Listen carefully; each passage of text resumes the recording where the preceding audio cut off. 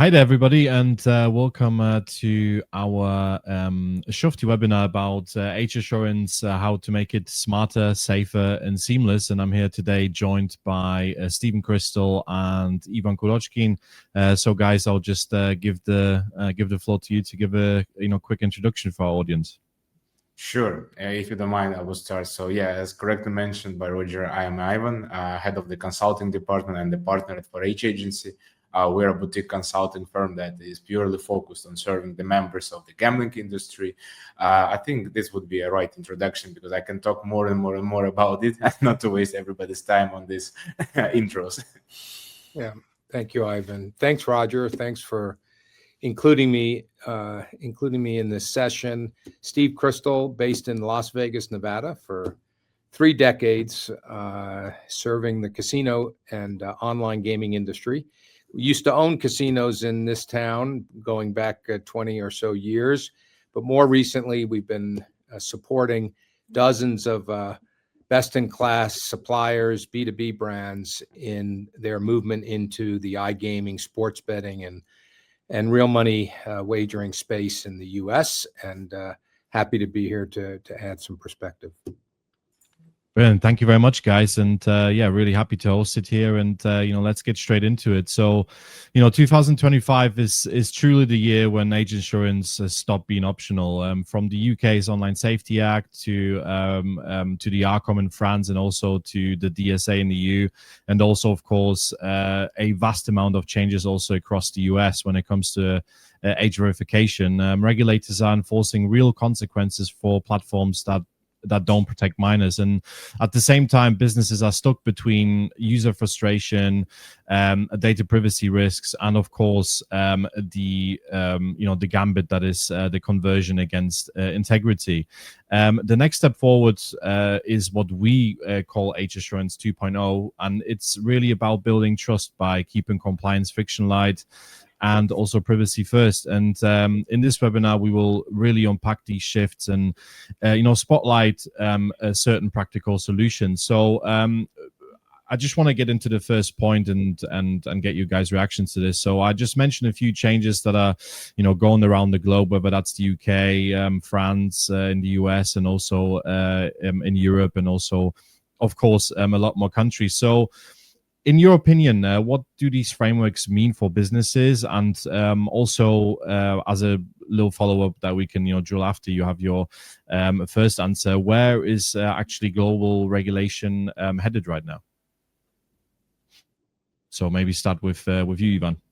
Sure, would be happy. Well, that's a very interesting question, to be honest, because when we're speaking about this verification, new obligations for the new operators, existing operators, it always comes to my mind that, regulators are trying to regulate the business that exists in the legal field.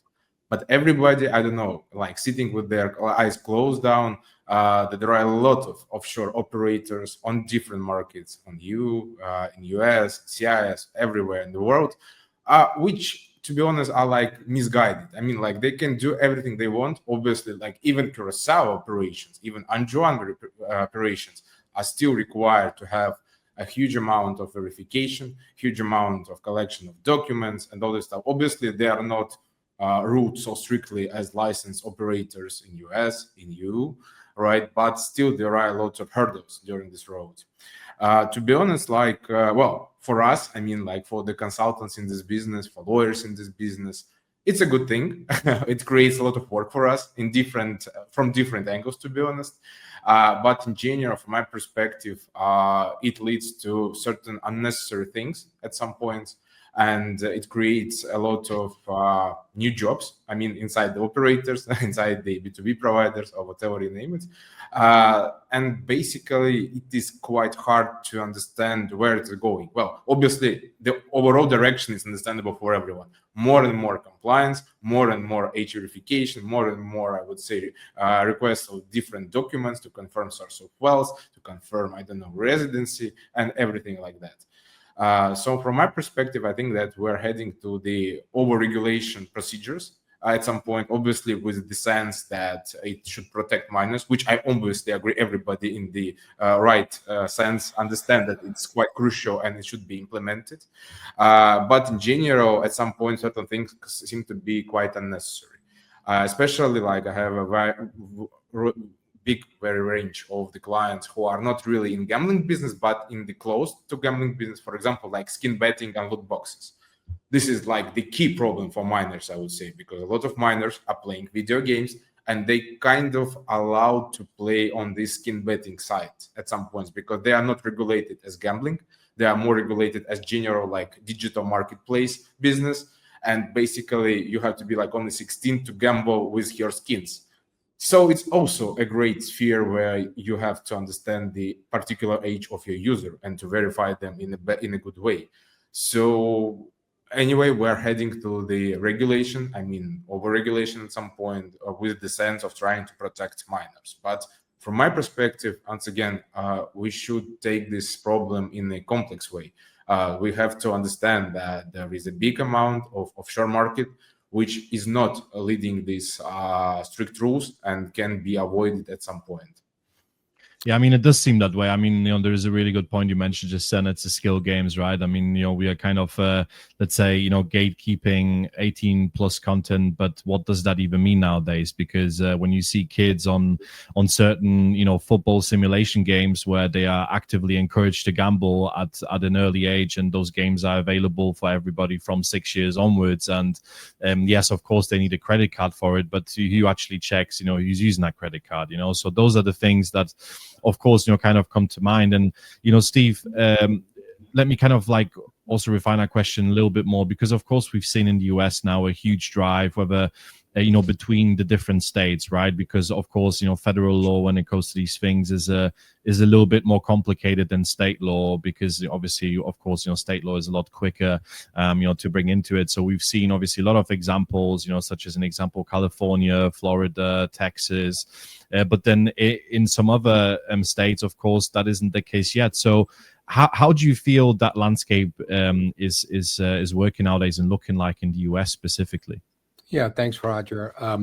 Obviously, while we function globally, I certainly can speak even better to the U.S. perspective. That's our home base. The U.S., I liked your term, Ivan, of over-regulation. I think that's a good way to describe maybe the European mentality. In the U.S., it's actually opposite, and Roger kind of alluded to it. In the U.S., we have a history of self-regulation. A lot of power is put into businesses to do the right thing. And if businesses don't do the right thing, then lawyers, very sharp lawyers, will file class action suits, some of which we've seen recently with the sweepstakes efforts state by state, or regulators will then, or state legislatures or the federal government, if the case may be, will take up the cause.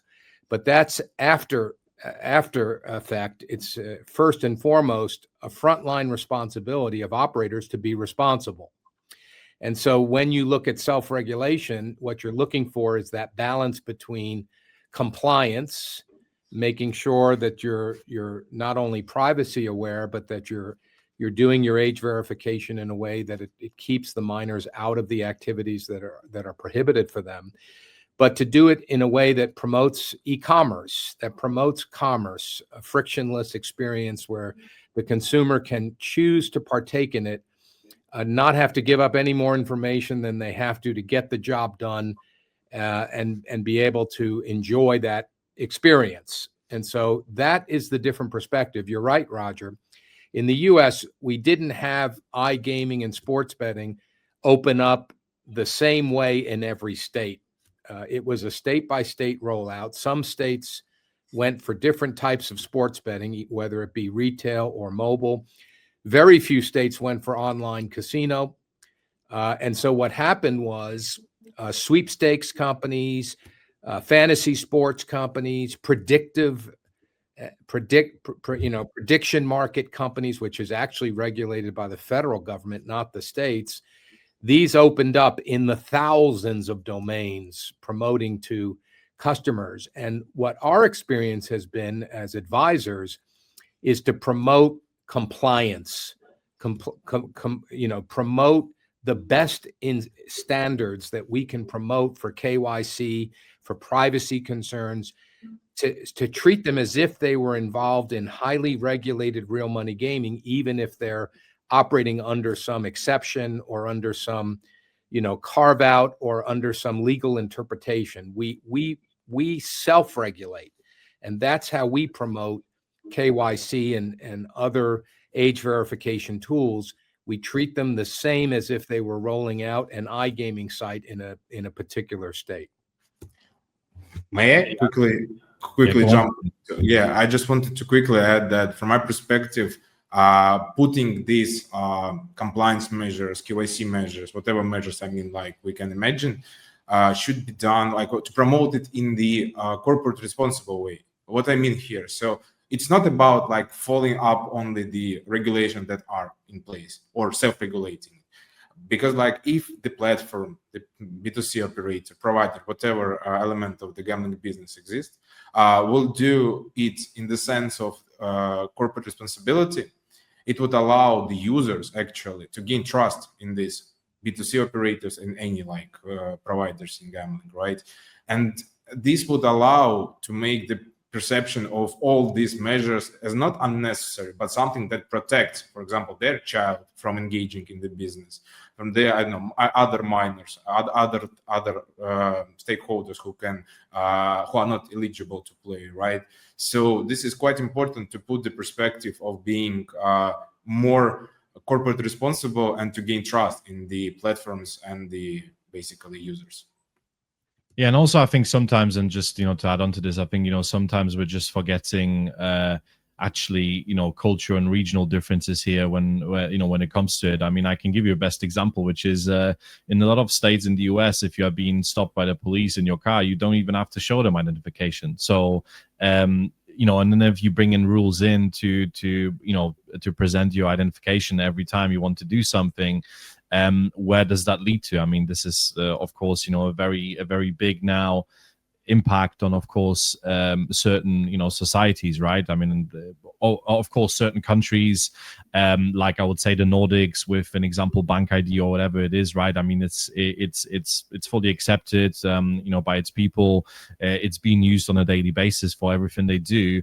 But of course, if we look at let's say other countries, and I just mentioned the US here as an example, but of course there is many more across the world which it impacts the actual, I would say, way of living. And yes, of course, like you guys already alluded to, of course, we want to protect our children. We want to protect minors from accessing certain type of content. But of course, sometimes I think we forget, we kind of forget the border between idealistic views and kind of realistic views, and that kind of adds to it, right? I mean, I know we're getting now into different spheres, but I would probably say that would be the case. I mean, I don't know what your guys' reaction to that is. Well, look, a good example in the world, Roger, is there are some countries that are moving to ban social media. Well, that's a pretty extreme solution to protecting your youth. Yeah.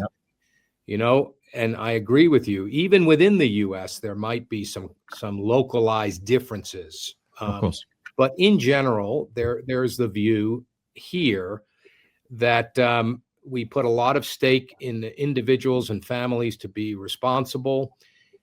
We try to apply government regulation where we think it needs to address a situation that isn't being addressed. And so it's just a matter of perspective. So I think what you'll see here more and more is people want to utilize best-in-class technology and solutions to create a seamless experience, an enjoyable experience, but to do so in a responsible way. And in some respects, the feeling is you'll get a better result than what Ivan referred to as the over-regulation, which tends to set too broad or too cumbersome approach and doesn't necessarily achieve the result you're trying to achieve. And I think even though there's a different perspective, the good news is that the technologies we're talking about are configurable, you're able to create localized experiences, and this is really the key to a global approach to issues of age verification and KYC. I actually just wanted to add that as being the consultant, I'm working a lot with different regulators in different regions. I would say, well, obviously, mostly Eastern European one and CIS one, obviously, as my name is Ivan. But in general, I have seen a super great example in Ukraine. They launched their gambling regulations, new one in 2020. And they implemented certain, I would say, ways how to verify your age, how to verify your identity. And at some point, as the Ukraine is quite, I would say, good at digitalization of certain state services, they have this special app called DIA. Via this app, you are able to, I don't know, show your document like an electronic form to the police officer or to whatever. So it just like replace basically all paper documents. At some point, the first operators on the market who were able to connect their verification system to the state app actually increased their conversion of players like up to 100%. It's the way of making it easy for the users to do this verification. And at one point, you would be able to adhere to all the regulations you have. And at the same time, you would not ruin your conversion. From my perspective, it was a great example of how good technology implemented already in state services, which is like everybody in Ukraine has this DIA. It's like impossible not to have it, I would say. And how you can easily log in into your account and verify you with this app just in 5 seconds. Easy stuff to do, and you're basically you are doing the good regulations, you're adhering to this regulation, and you're not ruining the conversion, and everybody stays on your platform. And those operators who were the first to implement these measures were winning the game, like drastically winning the game. And at the same time, they were super compliant in terms of the law. So from my perspective, this is the best example how you can do this verification, not to make it hard for players, and not to make hard it for operators, and also to satisfy regulators at most of the countries. Yeah, which kind of brings me into the next point, which is a very good kind of intro into the next point, which is, when we talk about these things and when we talk about the regulation itself, and of course the businesses themselves, they kind of get themselves into a dilemma because we just discussed friction kills conversions. However, you also want some friendly friction in order to not to work with any fraudsters or have any kind of risk attached to your business. Then of course privacy is non-negotiable, where we get into storing identities in certain ways and whatever. And of course then the next one is there is not a off-the-shelf solution, so there is no one size fits all for if you're operating in the US, in the UK, in France, in example Malaysia. So of course again there is those rules that you have to fulfill. So so like as a business, how can businesses really work within that way? And also how can companies and also regulators meet somewhere halfway without really losing any users to unregulated markets and ways where of course the users are not protected by any laws? Steve, if you want to start. I would say that the key to answering that question lies in the technology. You're creating a funnel. Obviously, if you can very easily dispose of 70 or 75% of your customers as being clearly acceptable and from an age verification standpoint, using AI and other contextual technologies, and only focus on the 20 or 30% that may need to have other document verification, other forms of age verification and KYC verification, then you're actually creating a more efficient funnel. You're creating friction only for those that you want to create friction for because you have some concern. So I think the answer to a lot of these issues lies in how we use technology to create that funnel and move people into where into the pockets they belong, so that we're dealing with high-risk people a certain way and we're dealing with low or no-risk people a more efficient way. And quick question, if I may, Steve, who should be responsible for implementing this technology? Obviously, there are a lot of third-party service providers like Shufti, like I know any other like companies doing similar businesses. On which shoulders this technology should lie and to be implemented? Obviously, because from my perspective, governments are not really interested in doing this technology. They are not thinking about conversion. They are not thinking about that all these players would go to offshore level. But is this operator's responsibility? Maybe. Yeah. The way we see it, Ivan, and it's kind of a nice opportunity that we have because we're not regulated in all 50 states. For, let's say, for online casino, we have only a handful. That means we're left with a dozen or so products that have some type of real money gaming application, whether it's peer-to-peer or prediction markets or fantasy sports or esports. We're left with those markets to recommend to operators what would be the best for compliance and what would be the best for creating good commerce and a good experience for customers. So because we're not over-regulated in some areas, we have the ability to utilize best-in-class technology like the one that's sponsoring this session, Shufti. We have the ability to use it. So that's been the experience here. I understand that the experience in more developed markets, like in Europe and Eastern Europe, might be different because you're having the government maybe come out, put their finger on the scale one way or the other, and that may then cause technology providers to reflect on how they deliver their platform. 100% agree, and to be honest, it basically falls on the shoulder of the third-party platform provider, because like from operators' perspective, it would be maybe, well, obviously there are a lot of ways how to do online gaming business. Yes, so somebody do something in-house, somebody prefers to outsource to third-party providers, different types of services. I mean, they're offering, they're countless, I would say, including the verification stuff as well.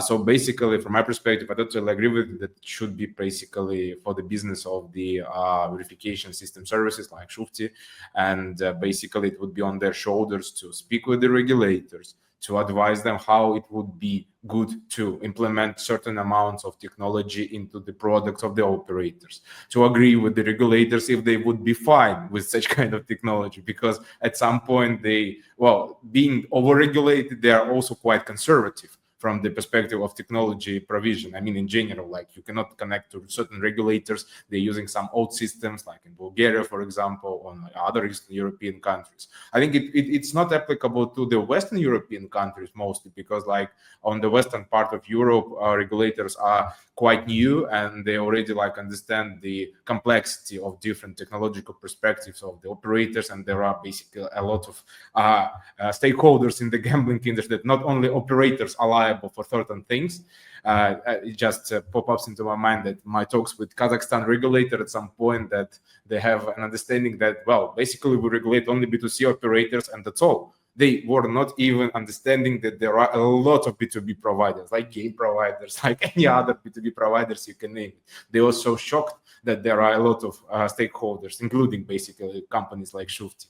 So it's quite interesting, I would say, if the regulators would be perspective and perceptive of the effect of the technology that can be implemented. Because if they would try to understand and try to implement technological novels and technological things that companies like Shufti can implement, I think it would help everybody on the market. It would help regulators, it would help players, it would help operators existing on such markets. We had a situation, I don't want to get controversial, but we had a situation where we had a change in administration in America. Okay. And we had a gentleman who some people know, his name is Elon Musk, come in, and he found that the records for Social Security were being kept in a salt mine, hundreds of feet below the surface in Pennsylvania, and they were paper records. They weren't even digitized for America. Okay. You know, exactly to that, right? And I just wanted to read out some stats to you guys with, because we're just having this conversation about, let's say, trusting the governments across the world to come up with something innovative. And I don't think when hearing those two words together, like government and innovative, is probably it's probably a joke in itself somewhere there. So let me read a couple of stats to you guys, and then and I just want your immediate reaction to it. So In the UK, the trust in the national government right now is around 30.8% of people have said that they trust their national government. In France, it is 34%. When it comes to privacy, 86% of Americans say data privacy is a significant concern for them. So obviously, you already see those differences here.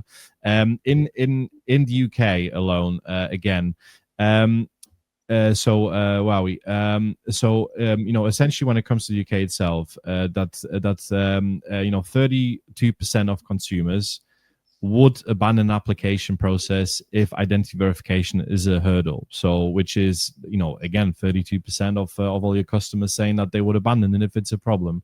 And then also, 92% of consumers in Europe say that they are concerned about how financial service providers use their data. So, and that's just a lot of information. And again, it shows I would say citizens' concern about what is being done with the identity. So yeah, I just want your immediate reaction to that. What do you think, and if governments can ever overcome this type of scrutiny from the people? Look, I'll just say briefly, some of the biggest issues we've had recently have to do with everything from data breaches to even in the casino business here in America. MGM had an issue where their data was held hostage. They had to pay. It was reported, they're a public company. They had to pay almost $100 million to get their customer data back. So it's not only the issue of what people feel comfortable with. The governments have done a lot to collect data, and the trust has eroded, but it's also recent examples where data has been breached. So I think particularly in the US, we're sensitive to the data issues. That's why the number's so high, Roger, and that's why it has to be factored in. You talk about localization of solutions. It has to be factored in order to gain trust and acceptance in the marketplace. So I agree with you. Well, that's really interesting statistics, and to be honest, this leads to me to another question. Who would be responsible in case of breaches? Okay, for example, we're imagine situation, when the operator is fully put the shoulders of the third-party service provider for the sake of providing these verification services. Okay, this service provider is storing some data, maybe processing. I don't know exactly how it's done internally, but in general, I understand that at least this third-party service provider are having access to this data, right? In case of breach, who is basically responsible for this breach? I mean, like operator, third-party service provider, because once again, regulator would probably most see the operator being responsible for not taking all the measures in terms of the storage and collection of the data. But still, but the operator, there are going to be some fines. Well, obviously, there are different types of agreements between the operators and third-party providers who envisage certain amount of responsibilities, take into account any breach and all this stuff. But still, in the end, the operator is losing trust of the users with all these breaches and not being at some point compliant with the storage and processing of the data. So it is quite a long road in terms of getting this responsibility from different parties, and you have to be quite sure that your third-party service provider is making a good service in all these senses. So at some point, at least from my perspective, operator may try to think about doing their own service in order to rely on their own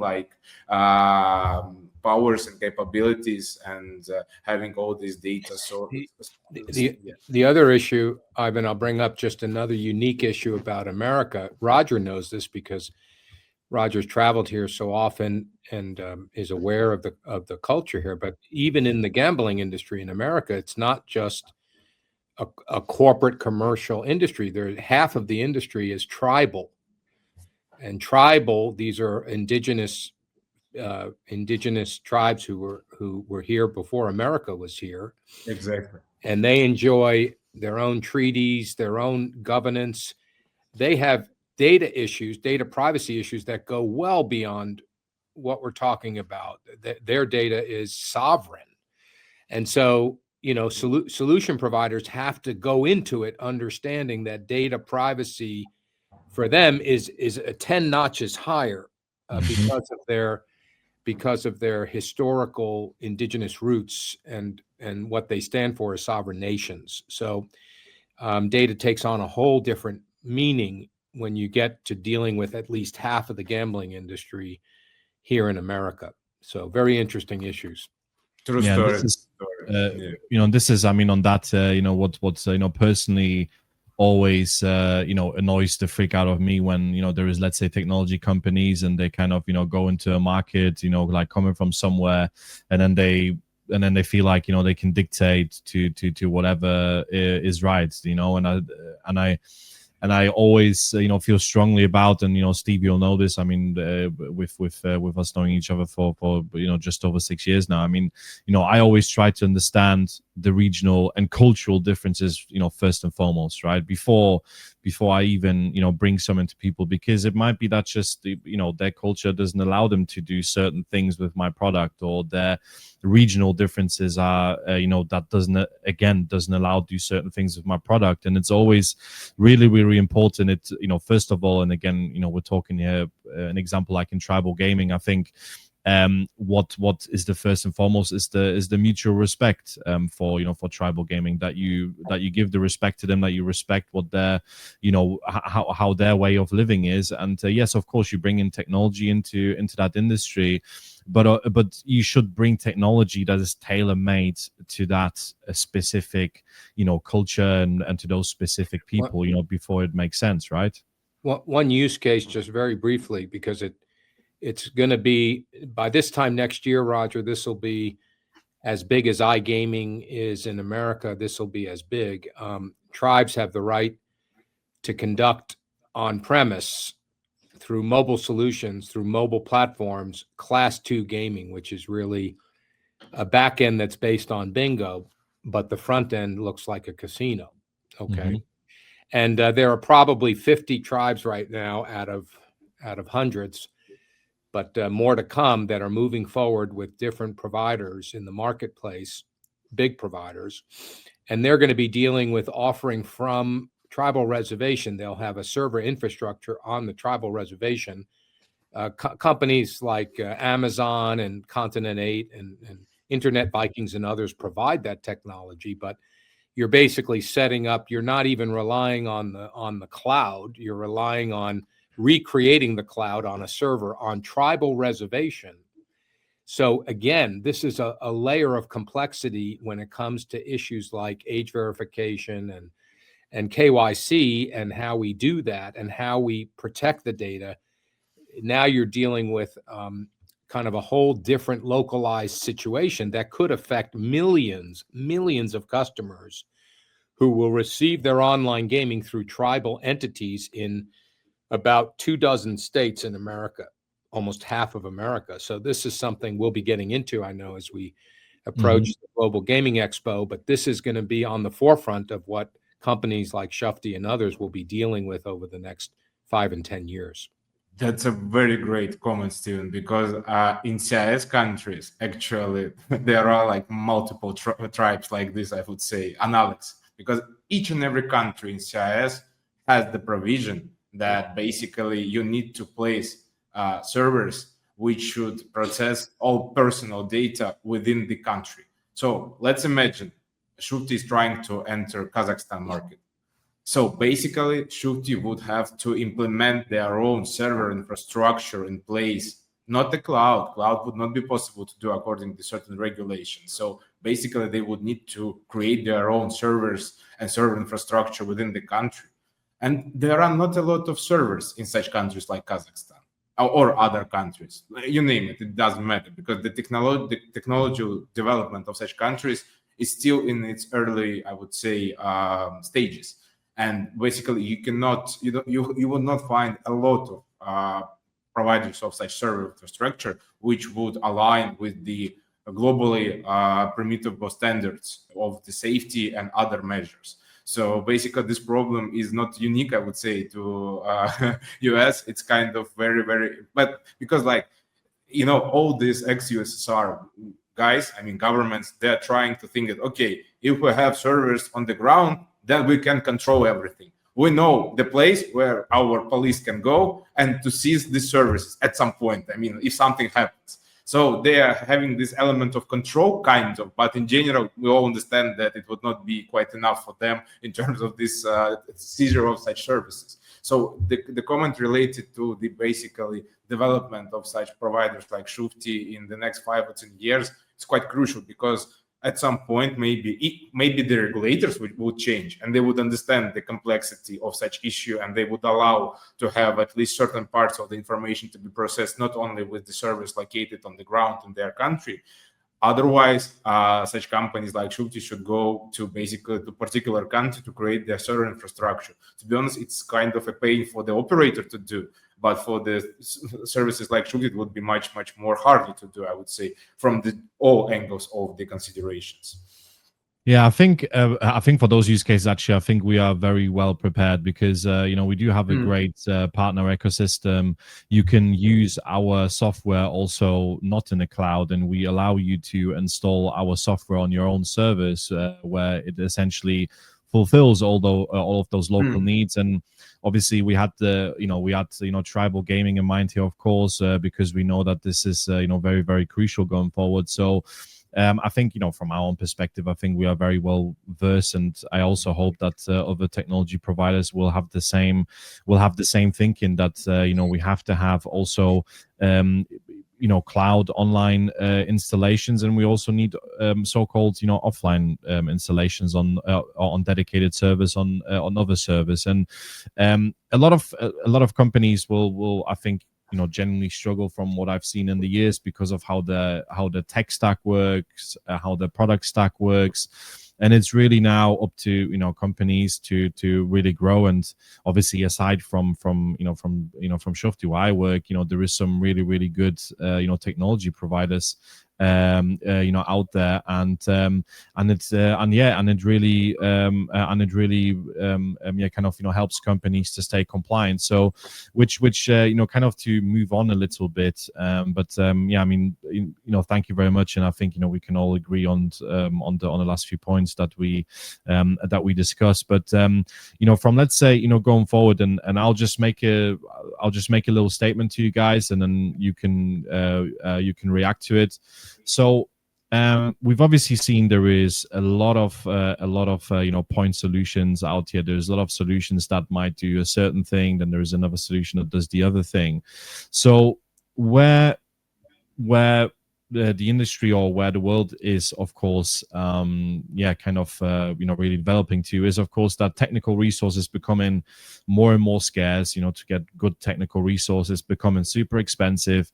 So companies now don't have really the luxury of managing 12, 13, 14 different integrations, because it just, it takes up so much money, just takes up so much resource. So, going forward, it should be a waterfall approach. And what that is really a multi-layered adaptive framework that escalates checks only when necessary, thinking about the things that we just said, using, behavioral, biometric, and compliance signals.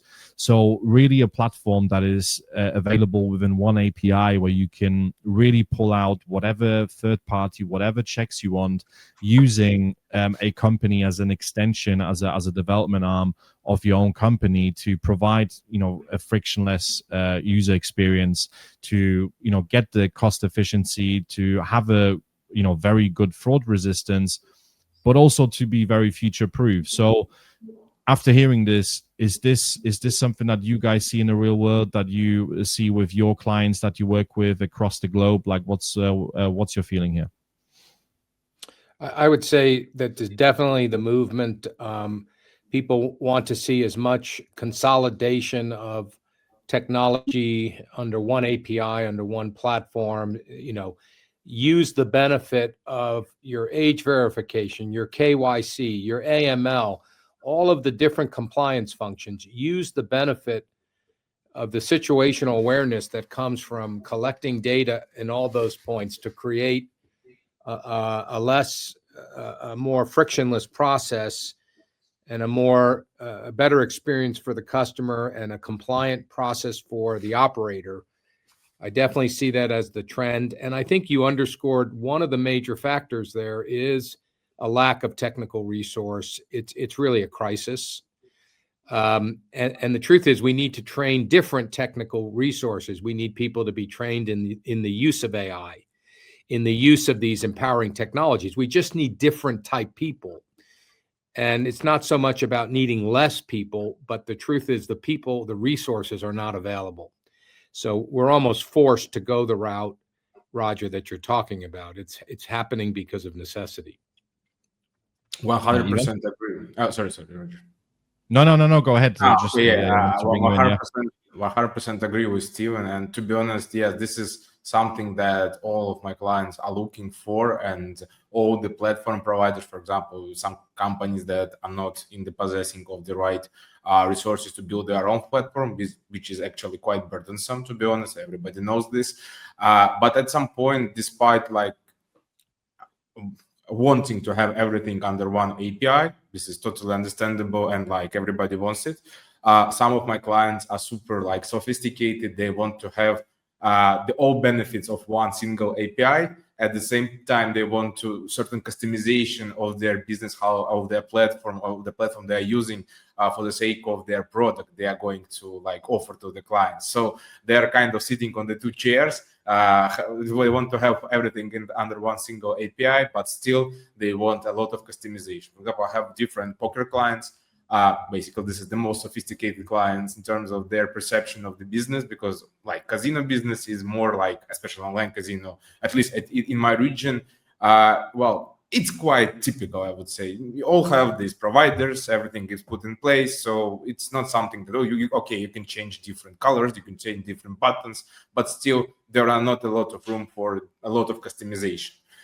But at some point, like these poker clients, they want, okay, we want table with this logo, we want table with this and that. But at the same time, they want to hire a lot of anti-fraud system. They don't want to hire a lot of compliance guys. They don't want to hire a lot of IT guys who can create separate parts of their systems, basically not under one single API. So the situation is, it's some sophisticated clients, I put it this way, but for others, I think it's a best way to go, because, for example, when startups are going to launch their own like online casino, it is the last question that worries them in terms of bringing their product live. They want to outsource to some company and have this, for example, they have an API for the platform provider, and the platform provider is usually having all these services like Shufti in place already integrated into their platform and technological stack. So it depends on the magnitude of the client you are working with, I would say. Some want sophistication, some want a little bit like a straightforward product that just work, and that's all. Okay.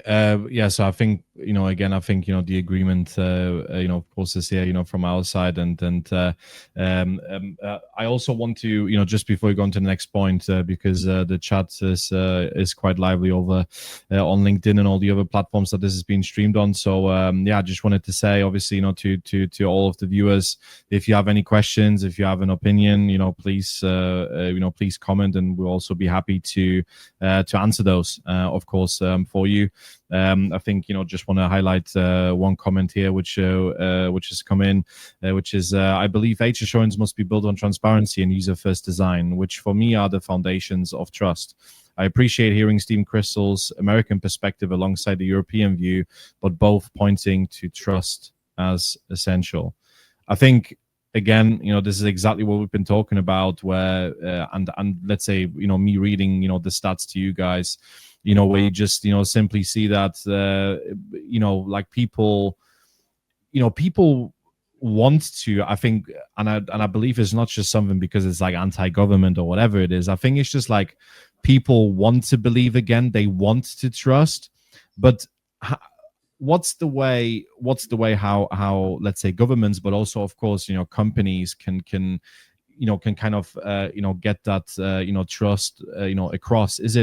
Is it by education? Is it by heavy marketing material being distributed over different ways? Is it by just having some sort of I don't know, Instagram influencer advocating for your product? Because again, it is very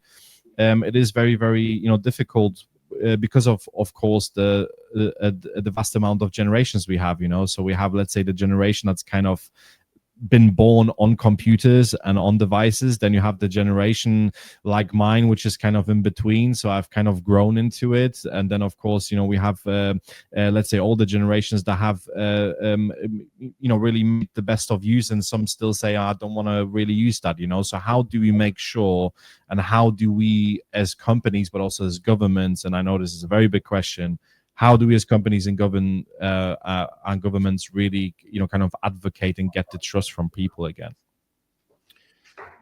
I think it's kind of all the above, Roger. I mean, obviously, that's a big, tall order. How do we get the trust from governments when you've given us statistics? And the ones from the U.S. aren't any better, Roger. The people's faith in government to provide a consistent regulation that helps people is at an all-time low, and that's beyond the three people on this webinar. It's beyond our expertise and ability to fix that issue. However, as companies that use technology, cutting-edge technology that appeals to the next generation, we have to obviously have faith in that technology. It's advancing at faster and faster paces, but it's a very powerful technology, and I think the next generation understands that. There are some ethical challenges, there are some other challenges. We talked about privacy concerns and data concerns, but at the end of the day, technology can create problems, but it can also solve those problems. Their tools are powerful enough. And I think it's an education process over time. But I think, like most things, the innovation, the solution to what you're pointing at will be led ultimately by technology providers and operators who want to do the best by their customers, as opposed to relying on regulators to show us the way to the promised land. That's my view. Yeah, well, regulators would not show this way. They would stuck on their regulations and just forcing these regulations to be implemented and maybe to collect certain fines. This is their key role, I would say. Well, at least in my region. Maybe in US, the situation is a little bit different. They are more proactive and more like having desire to have a conversation with business to get something workable and useful for everyone. But still, from my perspective, I'm thinking that bringing awareness is the key to success here. I mean, it should be done like with responsible gambling. I think the situation is quite similar. Responsible gambling is not something basically you promote. It's something that you bring awareness about. Yet there are these kind of tools. From the perspective of like providers like Shufti, I would say that it's quite important to raise not the issue, but to raise the concerns related which measures do you implement in terms of storing and processing all your data in a safe mode. This is, I guess, key thing, because like if you do heavy marketing, nobody would believe that you're safe and you're reliable, because when somebody is heavily marketed, it's not something about reliance. It's something about just pushing your product somewhere else. But the bringing of awareness and educating users, as correctly mentioned by Steven and by Roger, is quite important, because otherwise you would be just able not to give particular advices in terms of basically how you work and how the work internally is done in terms of the processing of all the data. So this is my take on this. I think that the bringing of awareness, like with responsible gambling, it's hard road. Nobody says it's going to be easy, but in general, at least somebody from the gambling stakeholders would bring this issue, not only the operators but also basically the providers which operators are relying on in terms of the safety of their business and in terms of how they operate. I see a lot of interesting questions in terms of the GDPR. Actually, this question pops out to my mind that recently, maybe you have heard about this new AirPods Pro, which can translate in live mode some foreign speech. And basically, at least for what I heard as of today, due to the over-regulation and GDPR concerns, most of the European users would not be able to use this kind of function in the earphone. So this is the very good example of the over-regulation. Apologies for jumping off the topic, but I think it's very viable in terms of our No. I think it's a brilliant example of a company bringing something that is really. I mean, technology best. Yes. This is, and I mean, I hope people realize, right? This functionality in AirPods, which is the live translation, this is a world changing. Like this is world changing technology, and I hope everybody like kind of realizes what this really is. This will enable you to go into any country and actually have a conversation with somebody without talking their native language, and especially when doing business. And obviously, Steve, you've been very active when it comes to doing business in Asia yourself. There is so many languages, there is so many differences, and then to think about, oh yeah, just because the European regulator wants you to use some headphones from 1968 that was designed by I don't know whoever, and they don't want to embrace technology. I mean, again, stuff like this could actually help the European Union to be more competitive against against countries like the US, like China, because these countries are really advocates for innovation and not over-regulation, right? I mean, there is again a very a very kind of thin line here that we are walking, but I think overall, I think we can all agree, in order to be innovative, we cannot regulate every single walk of life. And this is really something that I think all of us can agree. So I think we're kind of getting to the end here. So so far, I mean, it's been really, really good. And I think there is, again, about certain of these topics we could probably talk another 6 or 7 hours, but we will leave those 3.5-hour podcasts to our friend Joe Rogan, and let them do those things. Yeah, I mean, maybe as the last, kind of asking you guys for your predictions, where all of this is kind of like developing, and maybe what you see are the trends coming up. Yeah, Ivan, if you want to start and Sure. get your prediction of what's going to happen over the next 12 months. I think that we're heading towards the overregulation and implementing newer and new rules, procedures, possible ways to verify and to basically bring new liabilities to the operators, because basically the operator is the one who is facing B2C customers in the end. But at the same time, we will definitely see the huge increasement in the offshore business, because in every market I'm working and was working and will work, I see the only one story. When you impose new heavy regulations and sometimes over regulations, this leads to the increasement of the offshore operation. So basically, you are not bringing the overall situation in the best way, in the better way you initially wanted to bring this situation, right? But you're basically giving the players to the guys who are not regulated by any, I would say, license, or even regulated by some Curacao or Anjuan operations. To be honest, to my very great amusement, I would say I'm seeing a great shift in the Curacao regulations, which was considered for 20 or 25 years as the mecca of the online gaming business, where you were not forced to collect a lot of documents, you were not forced to collect, I mean, being the operator, you were not forced to collect a lot of ID checks and all this stuff. But as of today, they are bringing new and new rules, like basically not every month, but every half year, I would say.